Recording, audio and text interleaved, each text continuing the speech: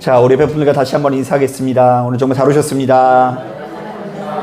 은혜 받기 원합니다. 예, 감사합니다. 불타는 금요일 날을 맞아서 우리 주님의 몸된 교회에 나와서 예배드리신 여러분들의 심령 가운데 주께서 허락하시는 평안과 기쁨이 함께 하시게 되시기를 주님의 이름으로 축복합니다.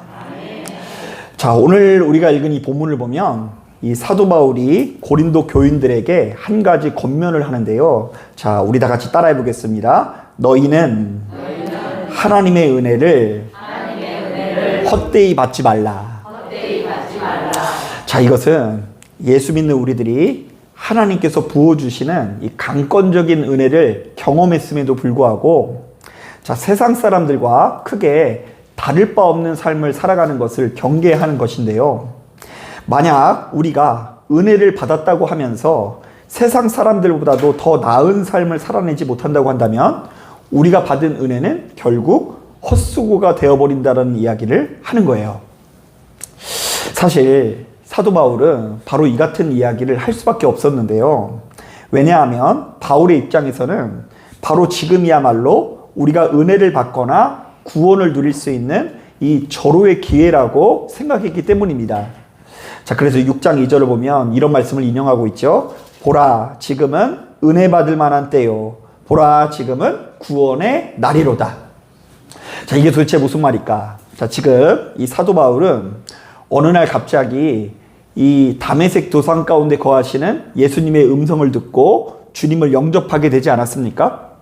자, 그런데 바로 그 만남을 통해서 이전에 누리지 못했던 전혀 새로운 신앙의 눈을 뜨게 되었는데요.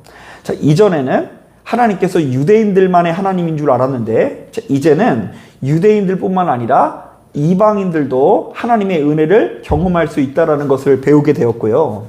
또한 이전에는 오로지 예루살렘 도성에서만 하나님을 만날 수 있을 거라고 여겼지만, 자, 이제는 언제 어디서나 역사하시는 이 성령의 역사에 대해서 알게 된 거예요. 자, 그러니까 사도 바울 입장에서는 이렇게 이야기할 수밖에 없죠. 와, 지금 이 시대가 너무나 좋구나.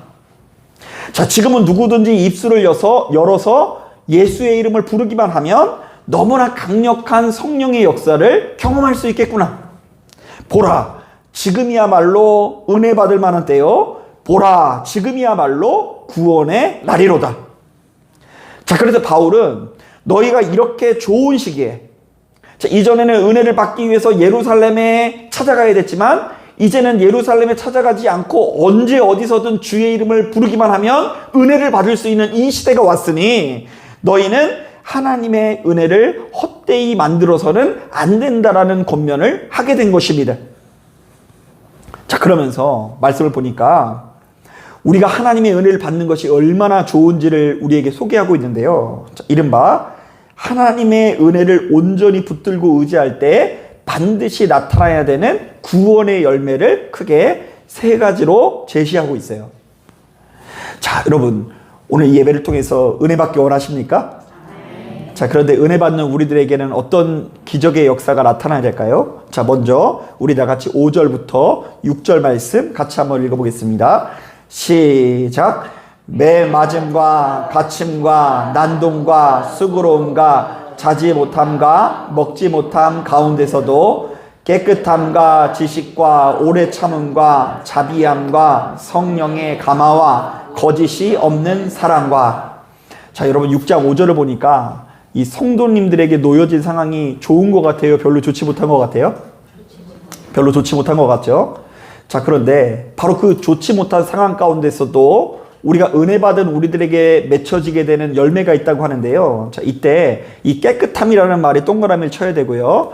오래 참음과 자비함이라는 말에 동그라미를 쳐야 되고요. 성령의 감화와 거짓이 없는 사랑이라는 단어에 이 동그라미를 쳐야 하는데요.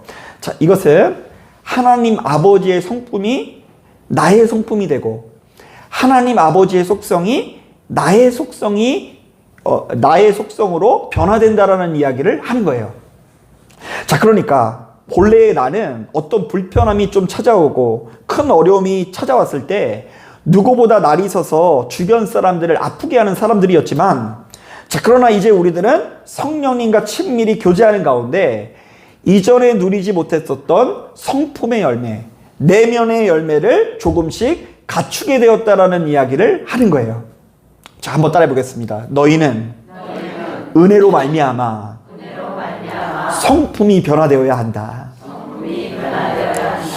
사실 저는 아주 오랫동안 그 은혜에 있다라는 것을 그야말로 그 카리스마 가득한 모습으로 좀 이해를 했었는데요.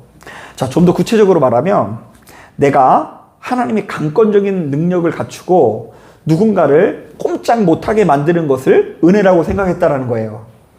그래서 제가 항상 꿈꾸던 그 이상적인 목사님의 모습이 어떤 모습이었냐면요. 제가 이제 강단에 올라와가지고 다른 말도 안 하고 부을 했더니 여러분들이 어떻게 돼요? 쓰러지게 되는 거.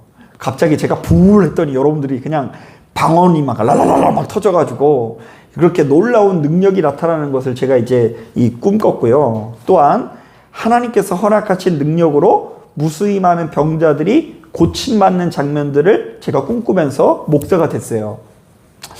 자, 하지만 이 성경이 제시하는 은혜는 의외로 그런 것이 아닌데요.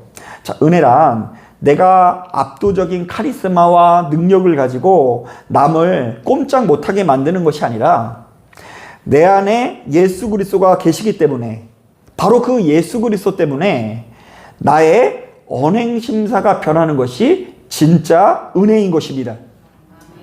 자, 우리에게 바로 이 같은 은혜의 능력이 나타날 때에 주변 사람들에게 보다 권위 있는 사람이 될 수 있다는 것을 기억해야 됩니다. 자, 그러니까 우리는 이 대단한 능력으로 다른 사람들에게 인정받으려고 하지만 실제로 세상 사람들은 그런 것을 가지고 인정을 하지 않아요. 제가 올라가지고 부을해가지고 다 쓰러져서 저 목사님이 능력이 있구나 이렇게 생각하는 것이 아니라 이 자리에 참석한 여러분들의 무엇이 변할 때에, 성품이 변할 때에, 여러분들 안에 있는 여러 가지 쓴뿌리가 예수 그리스도의 이름으로 바뀌는 장면을 볼 때에 여러분 주변 사람들이, 가족이, 남편이 여러분 안에 거하시는 예수를 발견하고 감탄하게 된다라는 이야기를 하는 거예요. 자, 말씀을 준비하다가 문득 생각나는 장면이 있습니다. 자, 제가 전도사 시절에 그 청년들과 함께 수련회 준비를 하기 위해서 장을 보러 갔다가 한 노숙자가 여자 청년에게 해코지하는 것을 보고 제가 그 여자 청년을 지키기 위해서 그 노숙자와 멱살을 잡고 욕을 하면서 이 싸움을 벌인 적이 있습니다. 어때요? 멋있죠? 그 전도사님이 청년을 외면하지 않고 그 청년을 보호하기 위해서 그 노숙자랑 그냥 대판 싸우게 됐어요. 그러니까 이 노숙자가 보이는 게 없어가지고 그분들은 돈도 안 내고 타잖아요. 그죠? 그래가지고 막 들이미는데 제가 그냥 업어치기를 하고 막 뒹굴면서 하다 보니까 저도 성질 나가지고 뭐 있는 욕 없는 욕 다 나오면서 이렇게 그 지하철 한복판에서 시비를 붙게 됐어요. 제가 늘상 이야기하는 거지만 제가 그렇게 싸움을 하는 데는 다 이유가 있습니다. 다 청년을 지키기 위해서예요. 자, 그러면 여러분 제가 막 몸에 생채기가 나면서 이 청년을 지켜줬으니까 이 청년들이 저를 인정하고 저를 굉장히 좋아해 줄 것 같죠. 하지만 그 이후에 그 청년들이 저를 보는 눈빛이 별로 좋지 않았는데요. 왜냐하면 지키는 것은 좋은데 이 전도사님이 너무 심하게 지키니까 그 청년이 저를 볼 때마다 그 노숙자에게 제가 욕하던 장면이 떠올라서 설교에 집중이 안 된다라는 거예요. 저 전도사님도 성질 나면은 참기보다는 그냥 다 욕하는 사람인데 강단에 올라가서 하는 얘기는 왜 저 모양으로 이야기를 하는 걸까? 전혀 권위가 안 서고요. 하는 말마다 이렇게 막 뭔가 소금 뿌리는 듯한 그런 느낌이 나서 한동안 제가 그것을 만회하느라고 굉장히 고생했던 기억이 납니다. 여러분, 우리가 아무리 강하고 대단한 능력을 가지고 있다고 하더라도 바로 그 능력이 하나님으로부터 나온 것이 아니라고 한다면 사실은 아무것도 아닐 때가 많고요. 자, 세상 사람들은 그것을 그다지 부러워하지 않을 수 있어요. 여러분이 부유해지는 거요, 여러분들이 세상에서 출세하고 대단한 거요, 여러분들 눈에 좋아 보이는 것 뿐이지 세상 사람들도 그걸 가지고 여러분들을 사랑해 주지는 않는다라는 거예요. 오히려 똥파리가 많이 낀다는 얘기 아세요? 쓸데없이 부귀가 넘치고 영화가 넘치면 그곳에 진정한 친구와 사랑이 있는 것이 아니라 똥파리만 날아다닐 수 있는 것입니다.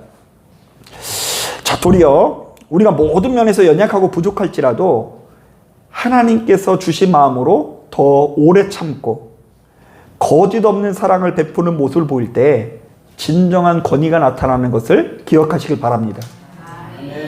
실제로 저는 그런 것들을 많이 경험하게 되는데요. 이제 함께 신앙생활 하다 보면 그 여자분들이 보통 은혜 받은 뒤에 제일 먼저 갖는 소망이 남편 전도하는 문제거든요.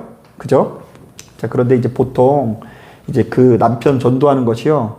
진짜 뜻대로 안 돼요. 진짜 뜻대로 안 되고 하다 이놈의 인간이 어떻게 이렇게까지 내 마음을 안 들어줄까 할 정도로 진짜 이 하나님 뜻대로 하나님 품으로 인도하는 것이 쉽지 않은데요. 자, 그나마 그럼에도 불구하고 조금씩 좋은 성과를 거두는 그 면면을 보면 다른 것이 나타나는 것이 아니라 내가 예수 안에서 이 성숙해지는 모습이 나타날 때, 성품이 달라질 때에 그런 권위가 나타나더라고요. 사랑하는 여러분, 이 자리에 참석한 여러분들이 우리가 받은 은혜를 헛되이 여기는 것이 아니라 주변의 많은 사람들의 코를 납작하게 만들 이 신성한 성품에 참여하시는 여러분 되기를 주님의 이름으로 축복합니다.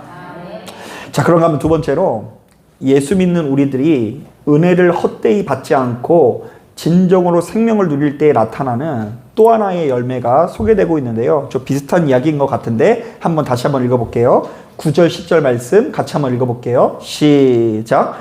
무명한 자 같으나 유명한 자요, 죽은 자 같으나 보라 우리가 살아있고, 징계를 받은 자 같으나 죽임을 당하지 아니하고, 근심하는 자 같으나 항상 기뻐하고, 가난한 자 같으나 많은 사람을 부유하게 하고, 아무것도 없는 자 같으나 모든 것을 가진 자로다. 자, 이것은 무슨 이야기일까요? 자, 아주 간단합니다. 자, 우리에게 무수히 많은 고난이 찾아올지라도 그리스도의 영광의 광채가 나타나야 한다라는 이야기예요. 자, 그러니까 우리가 이제 비루한 인생이 아니라 그래도 영광스러운 그런 태도가 우리 삶에 나타나야 된다. 사실 우리들은 육신의 존재이기 때문에 눈앞에 보여지는 것에 의해서 크게 영향을 받을 수밖에 없는데요. 자, 그렇다 보니 겉으로 볼 때 내가 남들보다 잘 나가고 내세울 만한 것이 있으면 스스로를 대단하게 여기지만, 그렇지 않을 경우에는 스스로를 비참하게 여길 뿐만 아니라 초라하게 느낄 소지가 상당히 많습니다. 자, 하지만 바로 이러한 순리를 거슬러서 우리가 은혜를 받게 되면 전혀 다른 삶의 태도가 나타나게 되는데요. 세상적인 관점에서는 무명한 자 같으나 예수의 이름으로 어떤 사람이요? 유명한 자요. 죽은 자 같으나 살아있고, 징계를 받는 자 같으나 죽임을 당하지 아니하고, 근심하는 자 같으나 항상 기뻐하고, 가난한 자 같으나 도리어 많은 사람들을 부유하게 하고, 아무것도 없는 것 같으나 모든 것을 가진 자로 살아가게 된다라는 것입니다. 자, 그러니까 우리가 진정으로 은혜를 받는 사람이라고 한다면 우리의 눈앞에 펼쳐져 있는 이 광경들을 다스릴 수 있어야 하는데요. 이른바 어떤 상황 가운데서도 예수 믿는 자의 품위와 영광이 나타나야 한다는 것입니다. 그래서 이것이 잘 요약되어 있는 찬양이 어떤 찬양인 줄 아세요? 제가 늘상 얘기하는 게 있죠. 세상 사람 날 부러워 아니하여도 나도 역시 세상 사람 어떻다고요? 부럽지 않네. 자, 이거는요, 속으로는 부럽지만 겉으로만 안 부러워하는 척하는 것을 의미하는 게 아니에요. 막 겉으로는 나는 하나도 안 부러워. 그런데 그냥 하는 얘기는 맨날 다 세상적인 얘기예요. 막 다 그런 욕망에 관한 그 이야기만 다 해놓고요. 나는 사실은 하나도 안 부러워. 이렇게 얘기하면은 거짓말이고요. 진짜 은혜를 받고 보니까 그 은혜로 인해서 내 마음이 충만하고 충족함을 느끼는 거예요. 예, 그때 우리는 별로 이 세상에 부러운 것이 없어지게 되고요. 지금 내가 당장 좀 모자르고 못나고 불편하고 심지어 가난할지라도 지금 주어진 상황 가운데 그리스도의 영광이 나타나는 경험을 해야 된다는 이야기를 하는 거예요. 사랑하는 여러분, 하나님의 은혜로 바로 이런 부유하게 이렇게 부유한 삶을 살아가실 수 있는 여러분 되길 주님의 이름으로 축복합니다. 자, 이제 마지막으로 11절부터 13절 말씀을 보면 참 은혜로운 말씀이 남겨 있는데요. 자, 제가 오늘 설교 말씀을 준비하다가 오늘 이 11절, 13절 말씀을 읽다가 너무 크게 은혜를 받았어요. 제가 이제 천천히 해석을 했겠지만 어떤 내용이 있는지 우리 11절부터 13절 말씀 천천히 한번 읽어볼게요. 시작. 고린도인들이여, 너희를 향하여 우리의 입이 열리고 우리의 마음이 넓어졌으니 너희가 우리 안에서 좁아진 것이 아니라 오직 너희 심정에서 좁아진 것이니라. 내가 자녀에게 말하듯 하노니 보다 많은 것으로 너희도 마음을 넓히라. 자, 말씀을 보니까 뭐라고 합니까? 자, 하나님을 믿는 사람들은 시간이 흐를수록 좁은 사람이 아니라 어떤 사람이 돼야 된다고 하죠? 자, 넓은 사람이 되어야 된다고 합니다. 자, 그런데 대개 우리들은 바로 이런 말씀을 묵상하면은요, 바로 이것을 우리의 성품과 연결시켜 생각하는데요. 자, 이른바 예수 믿는 우리들은 속 좁게 살면 안 되고 이 대범한 인생을 살아야 한다라는 관점에서 이 본문을 해석한다라는 것이죠. 자, 그런데 바로 이 말씀을 좀 깊이 있게 묵상해 보니까, 자, 이것은 단순히 우리의 성품에 관한 이야기가 아니라 우리 인생에 대한 조언이라고 할 수 있는데요. 자, 제가 좀 쉬운 번역으로 이것을 묵상해 보니까 이렇게 번역이 되어 있더라고요. 한번 들어보세요. 여러분들이 스스로 작다고 느끼는 것은 여러분 자신에게서 비롯된 것입니다. 여러분들의 삶이 작지 않은데도 여러분들은 작게 살고 있습니다. 나는 할 수 있는 한 알기 쉽게 애정을 듬뿍 담아서 말씀드립니다. 여러분들의 삶을 넓히십시오. 탁 트인 마음으로 대범하게 사십시오. 자, 한번 따라 보겠습니다. 우리들의 인생이 작다고 느끼는 것은 우리 스스로 그렇게 만든 것이다. 예. 우리의 삶이 이렇게 비루하고 비참하고 초라하다고 느끼는 것은요, 다른 사람이 그렇게 만든 것이 아니라 누가 만든 거라고요? 내가 그렇게 만든 거예요. 그래서 그렇게 작게 살지 말라는 거죠. 자, 이것은 여러분들에게 주어진 인생은 그 자체로 너무나 소중하다는 것인데요. 자, 이른바 우리가 부자여서 우리의 인생이 소중하다는 이야기가 아니고, 우리가 성공해서 우리의 인생이 소중한 것이 아니고, 우리가 전도를 많이 해가지고 이 자리를 가득 채워서 이 정말로 전도왕으로 인정을 받기 때문에 우리의 인생이 소중한 것이 아니라, 뭘 하지 않더라도 하나님께서 우리에게 주시는 이 하루하루가, 우리에게 주어져 있는 이 인생 자체가 그 모습 그대로 귀하다라는 이야기를 하는 것입니다. 자, 그러니까 너희는 너희 인생에 대한 존엄을 잃어버리지 말고 착각하지 말아라. 너희는 초라한 인생이 아니다. 너희들에게 주어진 모든 순간순간이 너무나 귀해서 그 나름대로의 아름다움을 지니고 있다라고 권면하는 것입니다. 여러분, 가만히 보니, 자, 말씀을 준비하다가 또 순간적으로 스쳐가는 장면들이 있는데요. 뭐 다른 사람 볼 것도 없이요, 제가 여러분들을 막 이렇게 해서 꿰뚫어 보는 게 아니니까 이제 저 자신만 봐야 되지 않습니까? 근데 저만 하더라도요, 뭐 어디 멀리 가는 것이 아니라 교회에 있거나 저희 집 베란다에 있거나 둘 중에 하나거든요. 날씨가 좋을 때는 주로 베란다에 있어요. 왜냐면 이제 여기 오면은 이제 날씨가 좋은지 안 좋은지를 못 느꼈어가지고 베란다에서 이제 파란 하늘을 바라보면서 이제 말씀을 준비하거나 이제 그렇게 머문 경우가 있는데요. 자, 지금 제가 뭘 붙들고 있다고요? 말씀을 붙들고 있고, 그리고 교회에 와서 어쩔 때는 기도하는데도 불구하고 저의 심령은 이렇게 요동칠 때가 생기는데요. 자, 욕망에 사로잡히면 제 자신이 세상 가장 초라한 목사처럼 느껴지고요. 자, 은혜에 사로잡히면 제가 세상 가장 행복한 목사로 거듭나게 되어 있어요. 아, 할렐루야. 그 욕망에 사로잡히면 교회에 들어오자마자 맨 족발 냄새밖에 안 나고요. 그리고 이제 그 은혜에 사로잡히면 이렇게 나같이 부족한 사람에게 어쩌면 이렇게 풍요로운 환경과 아름다운 그 환경을 주는지. 그 언젠간 한 번은요, 저기 무슨 소그룹실 있잖아요. 거기 가지고 잠깐 자려고 방바닥을 틀었더니 그냥 얼마나 따뜻한지. 백년 묵은 피로가 다 이게 날아갈 정도로, 뭐 여러분 한번 누워서 자보세요. 그냥 찜질방 저리 가라예요. 이렇게 쾌적한 교회에서. 그게 이제 목사인데도 불구하고 내가 무엇에 사로잡히느냐에 따라서 행복하기도 하고 비참해지기도 하고 뭐 왔다 갔다 거리더라고요. 또한 가정 안에서도요, 욕망에 사로잡히면 세상 가장 초라한 남편, 아빠가 될 때가 참 많이 있죠. 얘네한테 이것도 해주고 싶고 저것도 해주고 싶은데 내가 그러지 못하는 것에 대한 어떤 가슴 아픔이 제 안에 항상 있죠. 자, 그런데 은혜에 사로잡히면 저처럼 세상 행복하고 저처럼 행복한 남편이고 아빠가 없어요. 그 얼마 전에 또 그냥 그 애들이 그 집에 와가지고 올 때 그 육개장을 하나씩 사왔더라고요. 요즘 저희 아들은 그냥 너 이제 아빠가 오늘 좋은 날이니까 뭐 사줄까 하면 맨날 라면이래요. 그래서 그런지 이제 항상 집에 들어올 때 육개장 그걸 하나씩 사왔는데 태성이하고 수빈이하고 그것을 이렇게 호로록 먹고 있는데 얼마나 맛있게 먹는지.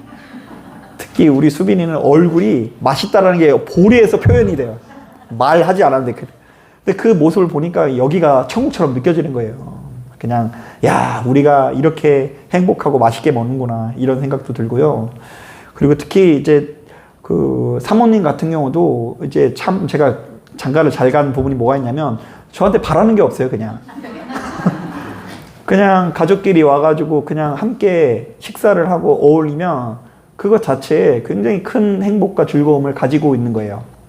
그래서 제가 이제 그걸 잘 몰랐는데 이제 살면서 깨닫게 됐는데, 왜냐하면요, 이제 사모님이 이제 그 굉장히 오랫동안 편부모 슬하에서 좀 자란 부분이 있어요. 그러니까 사모님 이제 기억 속에 이제 아빠의 기억이 별로 없더라고요. 아버지가 갑작스러운 이제 사고로 인해서 이렇게 소천하시는 바람에 그 편부모 밑에서 이제 굉장히 오랫동안 큰 거죠. 그런데 이제 다른 편부모가 아니라 죽음을 미리 경험한 이 편부모 슬하에서 컸잖아요. 그러니까 이제 항상 안전에 대한, 그리고 항상 누군가가 없어지거나 상실될 것에 대한 두려움이 있는 거예요. 그러니까 이제 애들한테도요, 저는 애들이 좀 공부를 잘하길 바라는데 이 사모님은 항상 하는 얘기가 얘들아 안전해야 된다. 그래서 안전하기만 하면 걱정이 없어요. 잘했다, 오늘 안전했으면 됐다. 저는 좀 약간 좀 이번에 받아쓰기 하면은 좀 더 점수도 잘 맞아야 되는데 뭐 이렇게 이야기하지만 사모님은 별로 바라는 게 없어요. 특히 저 같은 경우도 안전. 맨날 요즘에 그래서 하는 얘기가 뭐냐면 안전하기 위해서 살 빼라고. 살 빼야지 안전한다. 뭐 이런 얘기를 하니까, 그러니까 저에게 이제 가장으로서 주어져 있는 직무는 딱 한 가지예요. 살 빼는 거. 자, 그러면요, 여러분, 제가 참 행복한 남편이고 아빠인 거 분명하죠? 장로님 부러우세요? 여러분, 가만히 보면 정말로 우리의 모든 행복과 우리의 모든 불행을 이 가늠하는 그 척도가 사실은 멀리 있는 것이 아니라 우리 마음에서부터 비롯된다는 생각이 듭니다. 누가 우리를 가리켜서 초라한 인생이라고 말하는 것도 아니고 작은 인생이라고 말하는 것도 아닌데, 나 스스로 나를 볼 때 내 자신이 별거 아닌 것처럼 느껴지는 순간들이 여러분 많이 있지 않습니까? 내가 열심히 그동안 키워왔던 자녀가 내 품에서 떠나져라 갈 때 이제 내 인생이 끝난 것 같아요. 그리고 내가 일평생 이 정말로 충성을 다했었던 직장에서 퇴직할 때 나의 인생이 이제 끝난 것처럼 느껴질 수 있습니다. 자, 그리고 이런 경우도 있더라고요. 평생을 함께 어울렸던 친구들이 있었는데 그 친구들이 먼저 하늘나라로 갈 때 자신의 인생이 끝난 것처럼 느껴지는 순간들이 있대요. 자, 그러고 보면요, 여러분, 정말로 우리는 참 많은 요인들로 인해서 우리의 인생이 비참해질 우려가 많이 있는 것 같아요. 자, 그런데 바로 그렇게 여러 가지 환난과 고통이 찾아온 그 순간에 우리는 스스로에게 명령할 수 있어야 됩니다. 내가 스스로 작다고 느끼는 것은 나에게서 비롯된 것이다. 나의 삶이 작지 않은데도 불구하고 내가 작게 만들고 있다. 그러므로 나는 하나님의 은혜로 우리들의 삶의 지경을 넓혀야 된다. 탁 트인 마음으로 대범하게 나의 인생을 패배자처럼 살아갈 것이 아니라 아까 제가 부른 찬송 있죠. 살아가는 그 모든 순간이 뭐라고요? 주 은혜임을 나는 믿네. 예. 여러분 오늘 이 하루도요. 하나님께서 주신 하루고요. 내일도요. 아마 하나님께서 새로운 날을 주신다 안 주신다? 예, 주신대요. 그리고 참고로 이야기하면 내일은 날씨가 참 맑대요. 미세먼지도 없고.